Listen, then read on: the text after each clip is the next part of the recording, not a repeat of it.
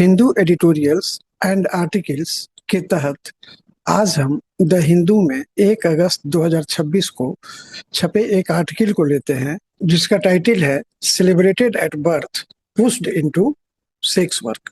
यह आर्टिकल हमारे एग्जाम्स के लिए कई तरह से महत्वपूर्ण है। गलत सोच, गलत परंपरा और गलत काम न केवल खुद में गलत होता है बल्कि उसके अच्छे काम भी एक छलावे की तरह होता है। एक गलत काम अन्य गलतियों को जन्म देता है। एक गलत काम कई अच्छे कामों को रोक देता है। एक गलत काम के द्वारा स्थापित नियंत्रण, बंधन और डिसिप्लिन जिसको बोलते हैं, वो भी अनेक गलतियों को जन्म देता है। इन सभी बातों को हम देखेंगे इस पूरे आर्टिकल में कि कैसे एक कम्युनिटी गलत परंपरा की आड़ में कई गलतियों को जन्म दे रहा है। इस आर्टिकल में बात की गई है वेस्टर्न मध्य प्रदेश और राजस्थान के कुछ जिले जैसे मालवा, मेवाड़, मंदसौर, नीमच, रतलाम। इन सभी जिलों में एक कम्युनिटी रहती है जिसका नाम है बंछवाड़ा। बंछवाड़ा कम्युनिटी को ब्रिटिश पीरियड में ही क्रिमिनल ट्राइब्स एक्ट 1871 के तहत क्रिमिनल ट्राइब के रूप में नोटिफाई किया गया था। हालांकि बाद में इंडिपेंडेंस के बाद 1952 में सरकार ने इसको शेड्यूल ट्राइब के रूप में नोटिफाई कर दिया। अब चूंकि इस कम्युनिटी का मेन काम लूटपाट करना था, तो उस समय की ब्रिटिश सरकार के जो अधिकारी थे, पुलिस थी, इनके लोगों को उठाकर ले जाती थी थाने में और बंद करती थी।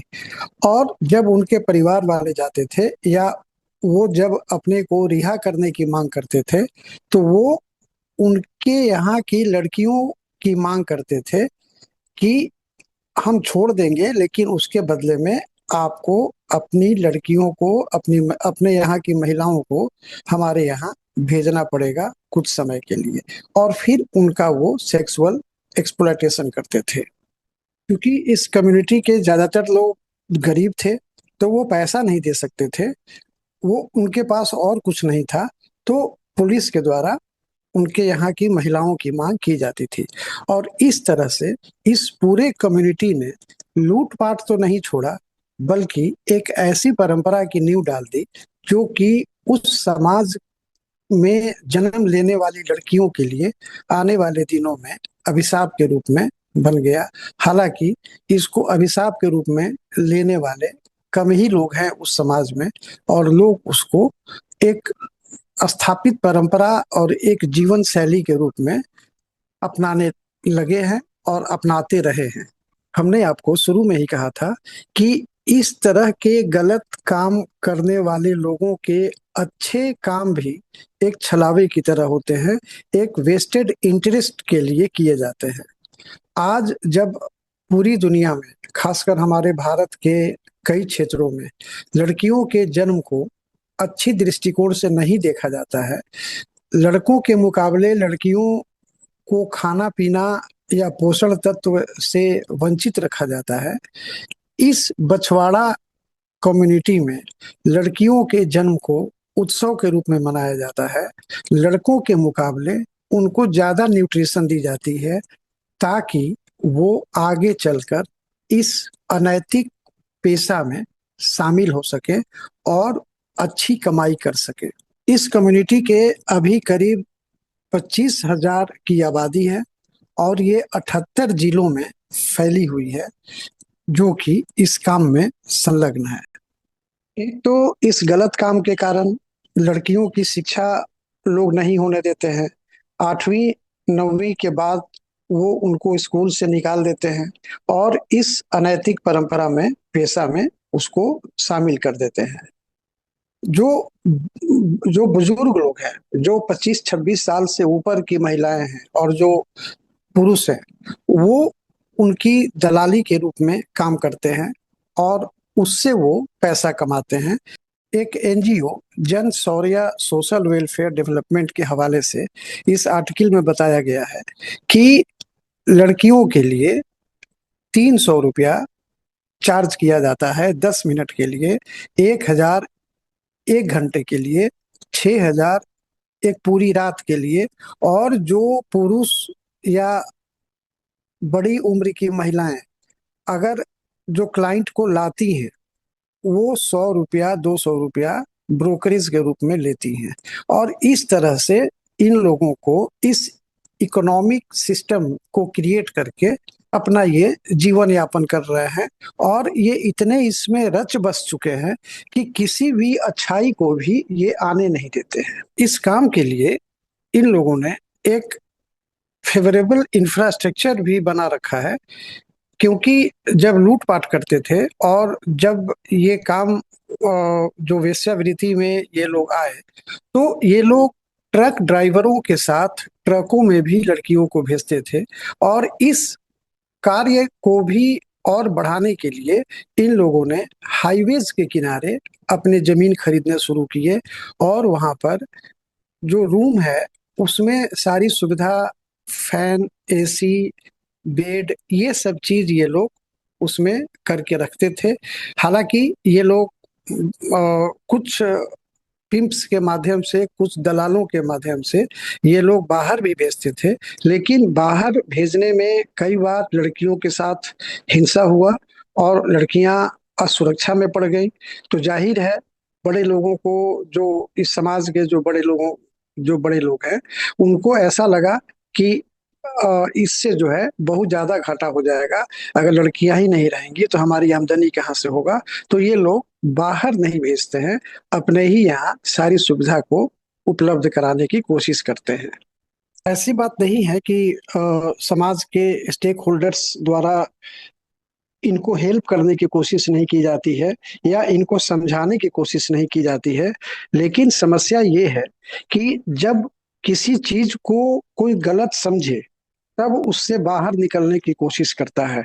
अगर वो उसको एंजॉय करने लगता है, उसमें उसको अच्छाई दिखने लगती है, तो फिर वो उससे बाहर नहीं निकलना चाहता है। एक जैसे एग्जाम्पल दिया गया है सोशल वर्कर द्वारा इसी आर्टिकल में, कि एक लड़की एक दिन में 10 से 15 क्लाइंट को डील करती है। वो एक दिन में 5 से 6 हजार रुपया कमाती है। और इस तरह से वो करीब करीब 1.5 पौने 2 लाख रुपया पर मंथ कमाती है। शादी के संस्था को ये लोग डिस्करेज करते हैं, क्योंकि शादी के बाद इनको ये प्रोफेशन चलाने की अनुमति नहीं दी जाती है। तो उस लड़की के पास, जिसके बारे में कहा गया है इसमें, उसके पास केवल उसकी दादी थी और कोई नहीं था। तो उसने अपना बढ़िया घर बना लिया, सुख सुविधा ले लिया।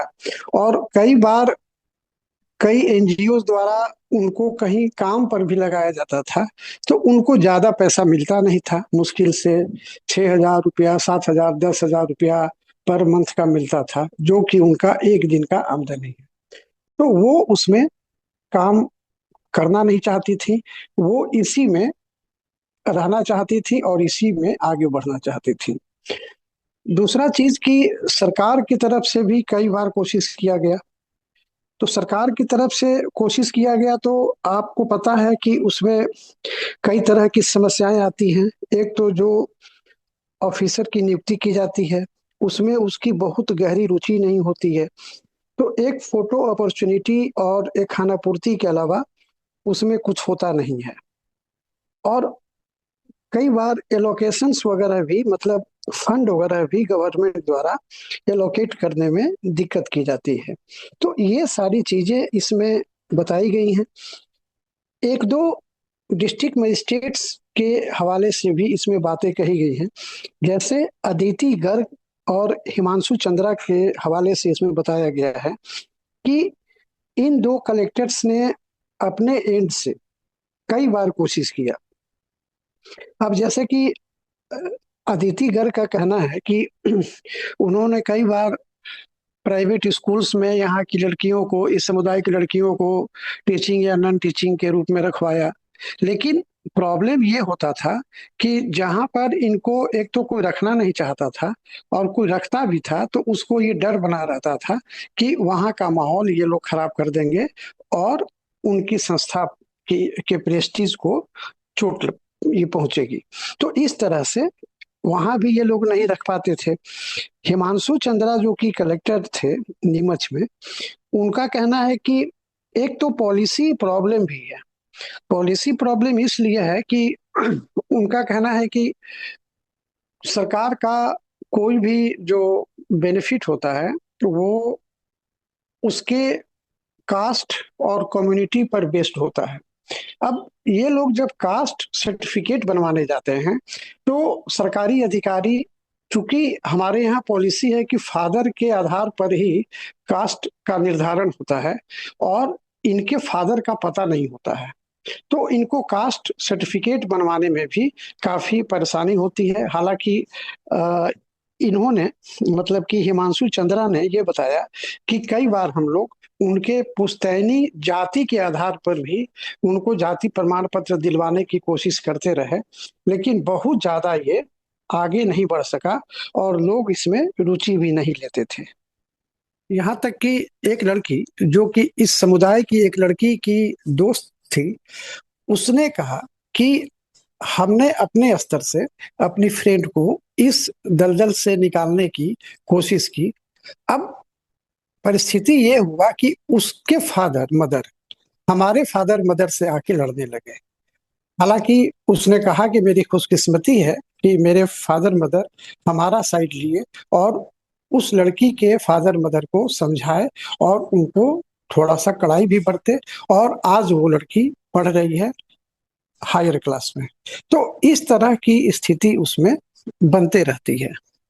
तो इस प्रकार से हम लोग देख सकते हैं कि एक गलत शुरुआत, किसी कम्युनिटी का ये विश्वास करना कि हम लूट पाट करके काम कर सकते हैं, उसके लिए तो परेशानी पैदा करता ही है, उसके आने वाली कई पीढ़ियों के लिए परेशानी पैदा करता है, और धीरे धीरे ये समाज के अगल बगल के हिस्सों को भी प्रभावित करना शुरू कर देता है। अब वहां पर शराब की बिक्री, वहां पर अवैध धंधा, शिक्षा का मतलब एक तरह से कहिए कि हरासमेंट या शिक्षा को पीछे की ओर धकेलना, मैरिज जो कि इतना अच्छा इंस्टीट्यूशन है, भले ही आजकल के जेनजी के बीच में थोड़ा सा इसको लेके कंफ्यूजन भी रहता है, लेकिन मैरिज बहुत अच्छी संस्था है और इस तरह की संस्था को भी ये डिस्करेज करते हैं।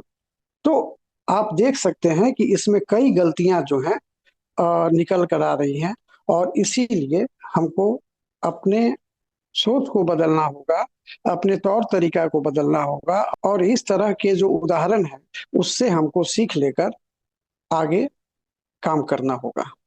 Thank you.